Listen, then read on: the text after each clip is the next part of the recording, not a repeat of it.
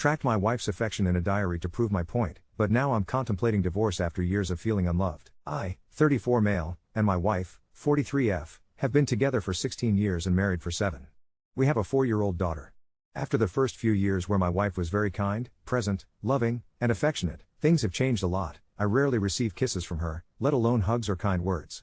She doesn't ask how I am in the morning, let alone say good morning or good night. I am tired of this. I have told her in every possible way that, as a man, I need these expressions of love to feel loved. Her excuse is that she is too stressed because of the child, but these things were happening even before our daughter was born, or that everything depends on my behavior towards her. Every time, it always depends only on me. When we argue about this, she says I'm exaggerating. Tired of arguing about this for a year, I have recorded in a diary all her expressions of love over the past month. Here you see a screenshot. I know it may seem exaggerated, but believe me, I am exhausted and don't know how else to show her the lack of love I feel from her. What I don't understand is that, sexually, things are fine and we have sex 2 to 3 times a week, sometimes initiated by her. I am fed up, I don't feel loved as I would like, and I have lived like this for many years and now I can't take it anymore. Please don't get mad at me, everyone needs their own time to understand certain things, and I realized this over the past year. I am a romantic, passionate, and attentive man. Normally, I can give 5 to 6 hugs a day, kisses, compliments, surprises, and I can talk about anything and discuss things in different ways. However, being treated like this makes me shut down and withdraw because of the lack of reciprocity. I am seriously thinking of divorcing because I don't feel heard or understood. I don't see a person who understands and takes action to change the situation. Update 1.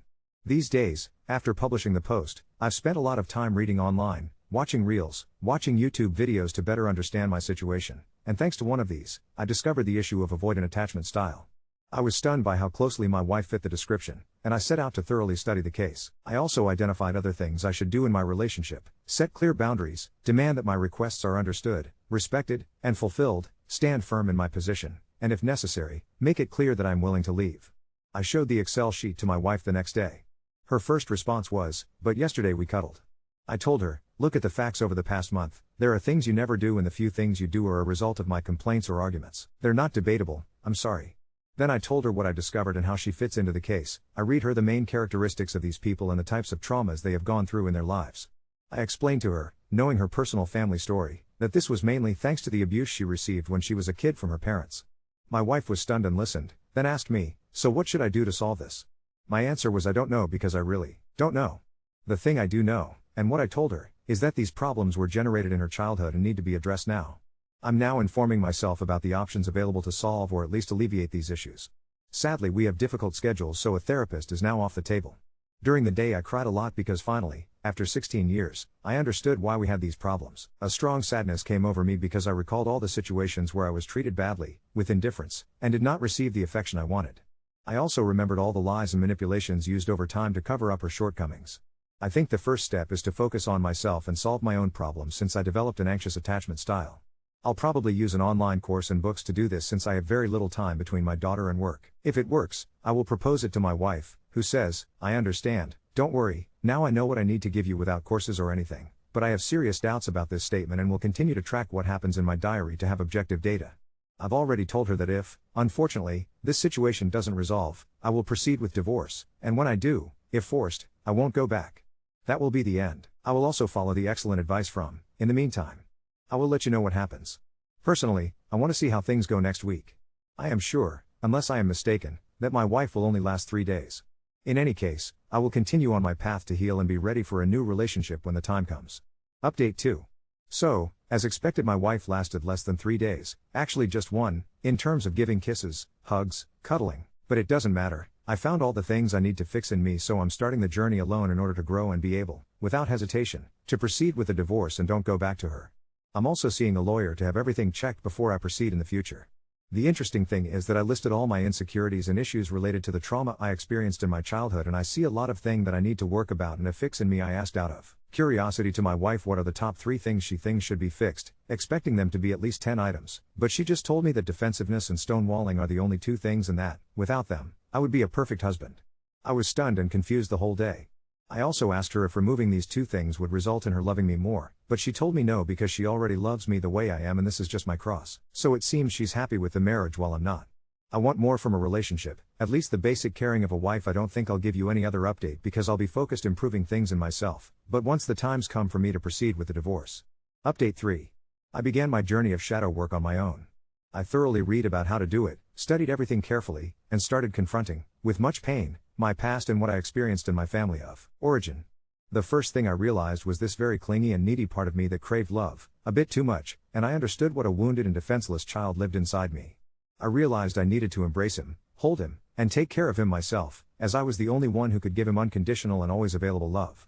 It might sound strange, but realizing this allowed me to somehow talk to my deep self, embrace him, and make him understand that now I comprehend, I am here, I protect, and I am here for him. From that moment, I stopped seeking attention from my wife, a total reset, and with the new love I now know how to show myself, I feel calm, secure, and most importantly, no longer needy. I stopped seeking my wife entirely, no kisses, no hugs, no sweet words, and zero conversations initiated by me. If she wants to, she can do it, otherwise, I am no longer interested. I am happy with myself. In the 2 weeks this has been happening, she hasn't complained about anything. This made me realize that my hypotheses regarding her type of attachment were correct. After realizing this, I understood almost all the things that trigger me in my marriage and why, linking them to the traumas I experienced in the past. I first tackled the issues of criticism and stonewalling. I discovered that because of how my mother treated me and all the physical and verbal abuse from my stepfather, who hated me, I was always hyper-vigilant and trying to understand if I was in danger and if anyone wanted to harm or criticize me. I suffered immensely reliving all this again, but I managed to understand why I was triggered, reasoned about why all this happened, tried to put myself in my mother's and stepfather's shoes to understand why they became the way they did. I know both of their childhood stories, and I have radically desensitized myself from this. Without going into details, I told my wife that I resolved that one problem she always talked to me about, and to see the results in the following days. In the following days, there were countless situations where I would normally have exploded and or stonewalled, but I got through them calmly and unscathed, without being triggered. Even in important situations. This made me happy because I realized how much my past was negatively impacting my present. Unfortunately, although we no longer have frequent arguments with my wife, she hasn't had significant changes. I just saw her happier and calmer, but she hasn't changed at all. I had asked her before starting this journey if resolving this issue would make her the loving, present, in-love woman from 2008 again. She said yes, but I have yet to see any changes.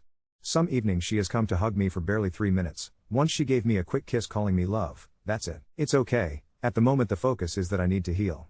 What surprised me the most instead was the rapid response of my 4-year-old daughter. Becoming calmer and more confident, I saw a surge in her tranquility and happiness, and now she wants to play and spend time with me much more willingly. She immediately noticed the change and feels very secure with me. This filled me with joy, and I bonded even more with her. Continuing the shadow work, I am now dealing with another theme, the constant arguments and rejections from my stepfather whenever I asked for something. Every time I asked for something, like going out with friends, going to eat a pizza, playing soccer, or some money to buy a sandwich in the evening, there were always constant arguments where he said no. I had to fight with him, argue endlessly. Besides the many no's, he always repeated that the no's were tied to things I hadn't done or things I had done wrong. I won't go into details now because otherwise, this post would become too long, but believe me, he hated me to death and nearly drove me to suicide. Reliving all this crap, I understood the dynamics in the relationship with my wife who, although she does a lot wrong, always tells me that everything depends on me and what I did/didn't do with her. I am almost done addressing this aspect, the rejections from my stepfather, my inferiority, anxiety, low self-esteem, and little by little, I am discovering a sea of self-esteem, grit, determination, and anger that lies within me. With my wife, I am becoming a different person, confident, strong, understanding her needs as well. In these 2 weeks, I have experienced a calm and serenity that I hadn't felt in a long time. 0 arguments with my wife and 0 dramas. But unfortunately, there is a but. As you know, we have a stressful situation with our daughter, and sometimes the days are very heated.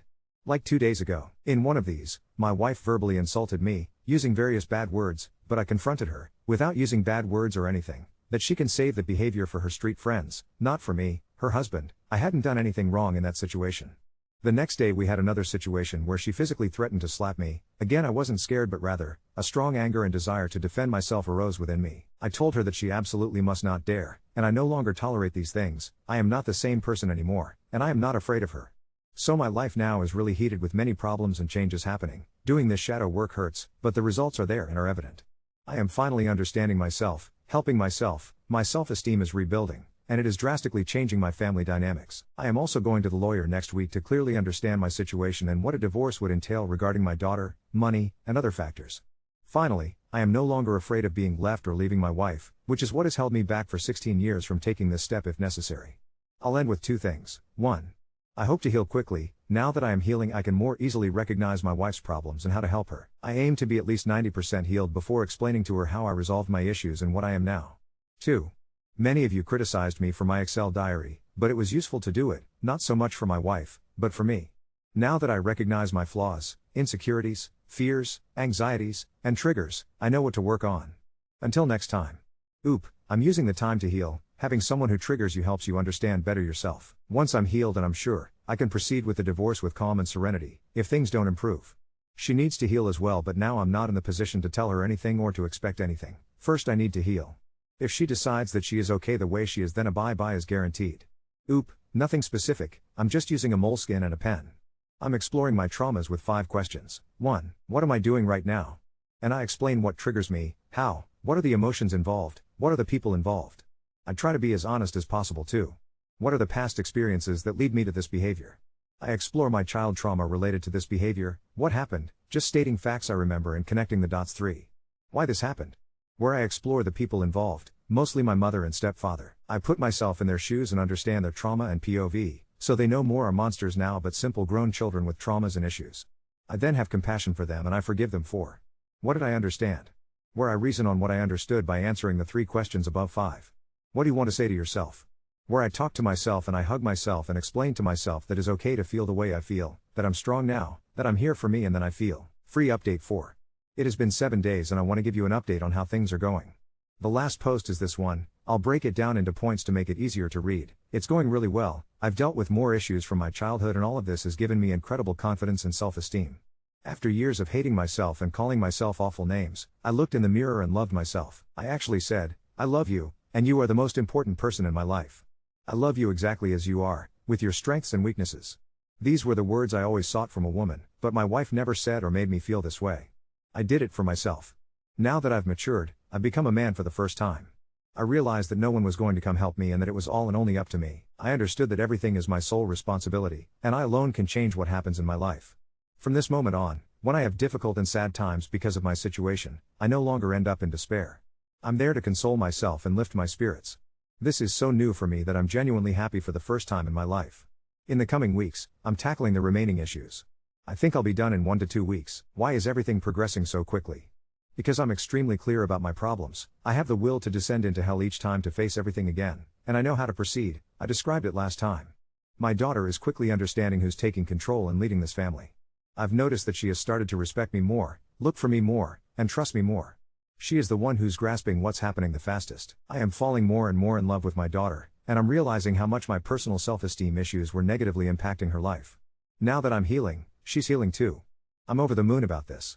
I've stopped being a people pleaser. I no longer care about looking nice, being agreeable, or thanking people too much. Simple, precise, and well-formulated interactions without fear. I don't even recognize myself. Every time I act differently from the past, I feel a fire of self-esteem inside that confirms what I've resolved in my mind. Obviously, it's not going well, which shouldn't come as a surprise. I'm discussing everything with my lawyer to prepare for the divorce. In my country, there are specific laws and situations to be aware of. My wife is not taking the power shift well, but the disrespect has decreased.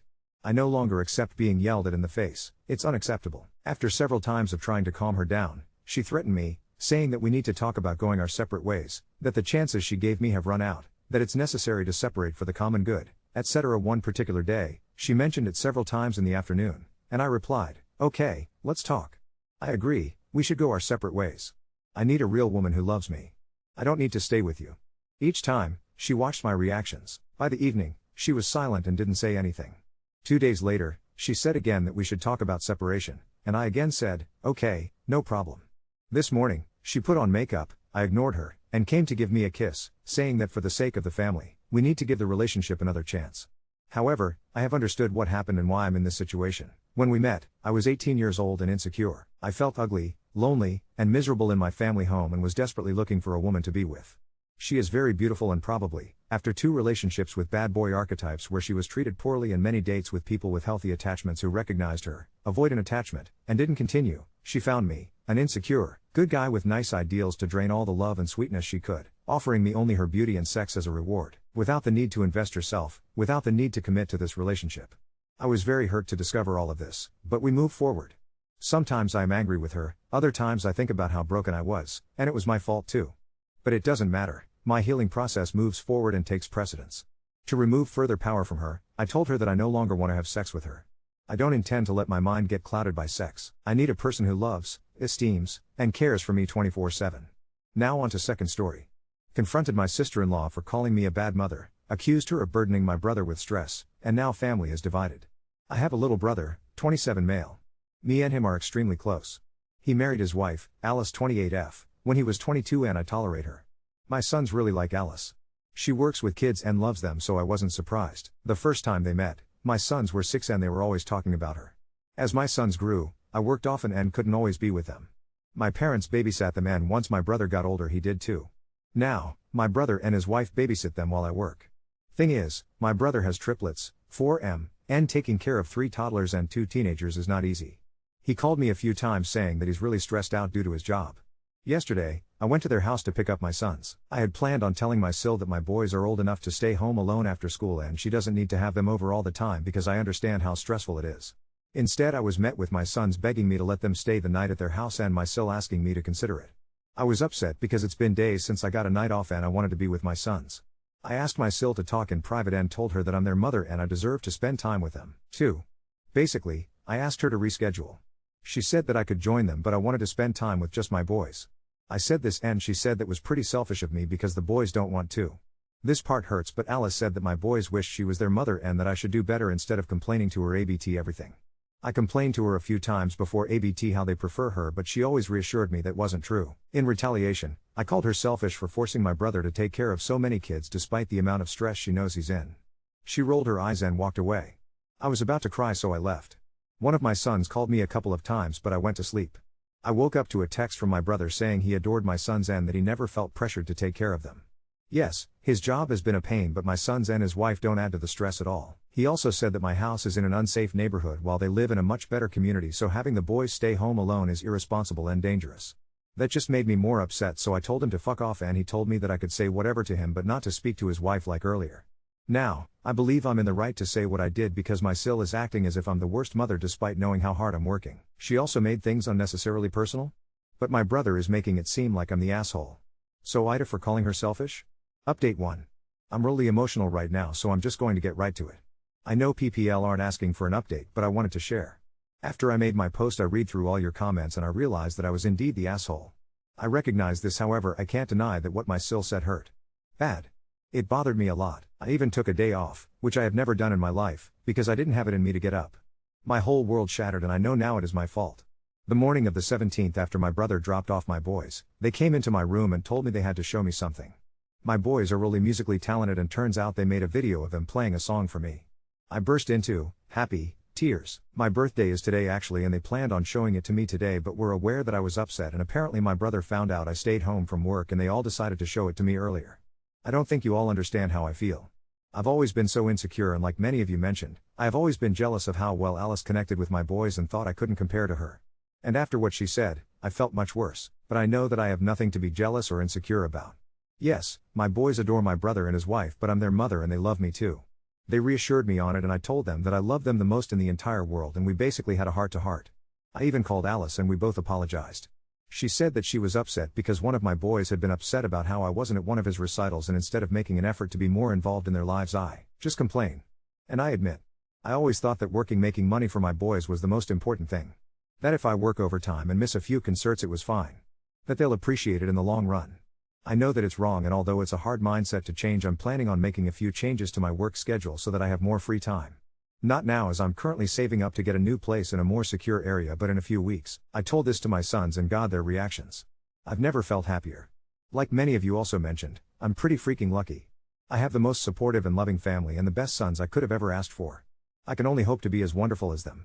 I know I sound emotional but I've spent a lot of time with my boys these few days and I'm so overjoyed.